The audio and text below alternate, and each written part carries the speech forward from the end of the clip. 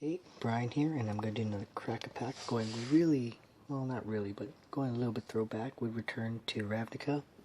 Just got back from F&M at Comic Kings, and met a couple of new people there. Well, met some people there. They're not new, I'm new. And told them about my channel. So one of them said I should do a pack of RTR. So this one's for you. I think Aaron was his name. So this is a multicolor set, for those that don't know, and I don't actually know what the money rares are, so I'll do my best to talk. I think in this set it was Azorius. Is it Golgari? I can't remember what the other two are. Rakdos and Selesnya, that's right. So unlike other sets, taking a multicolored card is probably going to be expected, but of course we start with a monocolored card. Bellows Lizard. It's 1-mana 1/1 with a fire breathing ability. Yeah, it can trade up, but there's better things to do. Oh, hey, Dispel. Currently in Standard. Always a good sideboard card, sometimes main deckable, and I like Dispel. It really gets some good spells, for lack of a better word. And it's just a good trick to keep your creatures alive. Horncaller's Chant. This is a 8-mana sorcery. Put a 4/4 green rhino creature token with trample onto the battlefield, then populate. So really you're paying 8 mana to get 8 power and 8 toughness across 2 creatures. Populate is, if you can read that ability right there, you put a token on the battlefield that's a copy of a creature token you control.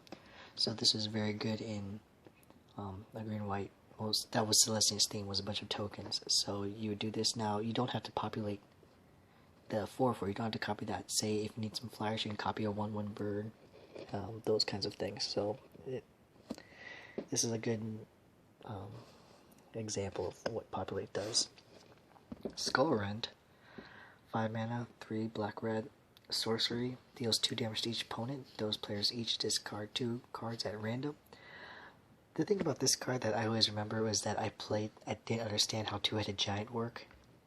So when I cast this card, I thought it just dealt 2 damage to one of them. So it was kind of, I didn't think it targeted or anything. I just started playing Magic, so I did realize it hit both those players. It's an okay card. Not the greatest. Oh, Hussar Patrol I do like. Azorius, mana 2, blue and white. Flash Vigilance for a 2/4. That's a very good and limited. Gives you something to do at the end of their turn if you left like counter mana. It's a good body, 2/4. It's a Pillar Field Ox, and it's got Vigilance too, so you can attack and block. So I like this card, but I think maybe we can do better. Cremate's not doing better though. Instant black, pretty much in limited you're just drawing a card. For exiling target card from Graveyard, that did have implications with Golgari's mechanic Scavenge, which is you exile. Is an ability on a creature, maybe we'll get to one, and you exile that creature, and then you put +1/+1 counters on target creature equal to its power. I think that's right. Or maybe it's Scavenge X, like Scavenge 4 or whatever. But this is probably a good cyber card against like Golgari. Selesnya Sentry, a 3 mana 3/2 with a ability to regenerate it. I think there was like a cycle of these, I can't remember all of them, but it was alright.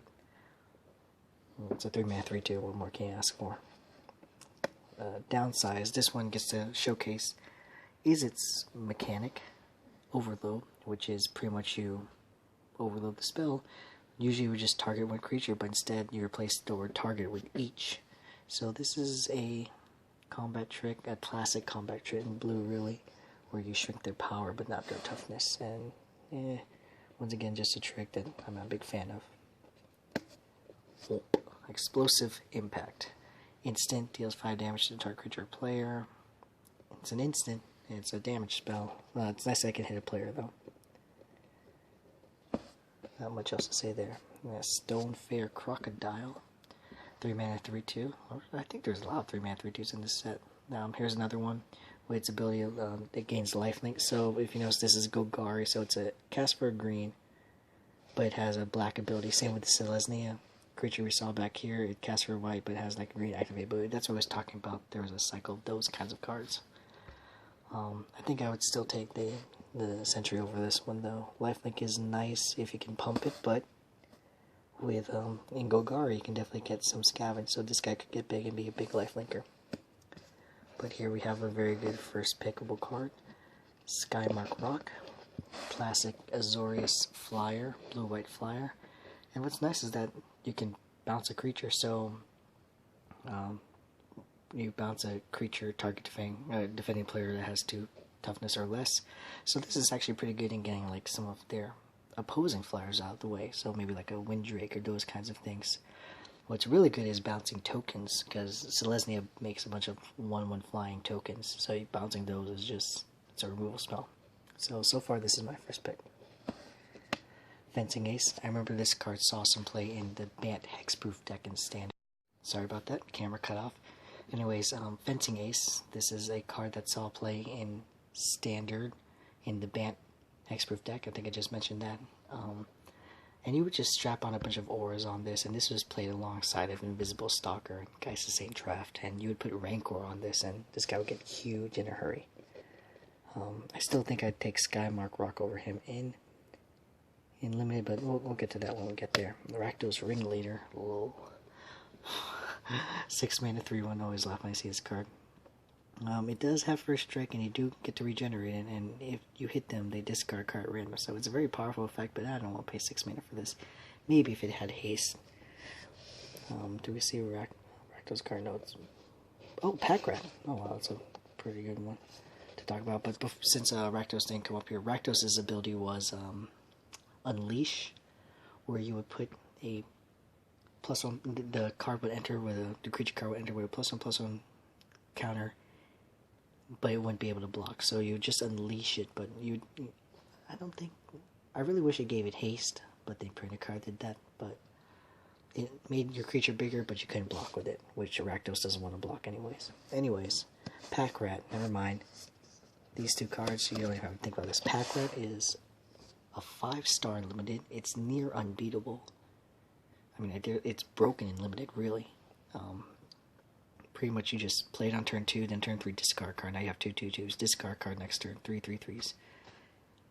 It gets so out of, and there are so few, there was Mizzy Mortars that do, a lot of the things that dealt with it were rares, like Supreme Verdict and Mizzy Mortars, which was deal 4 damage with Overload. This card was, if you had this card, you couldn't lose. You could play 39 Swamps and a Pack Rat and probably win the game if you just mull to get to the Pack Rat. Well, that's pretty excessive, but it was true. So this is an easy windmill slam first pick Pack Rat. It saw a lot playing the Mono Black Devotion deck.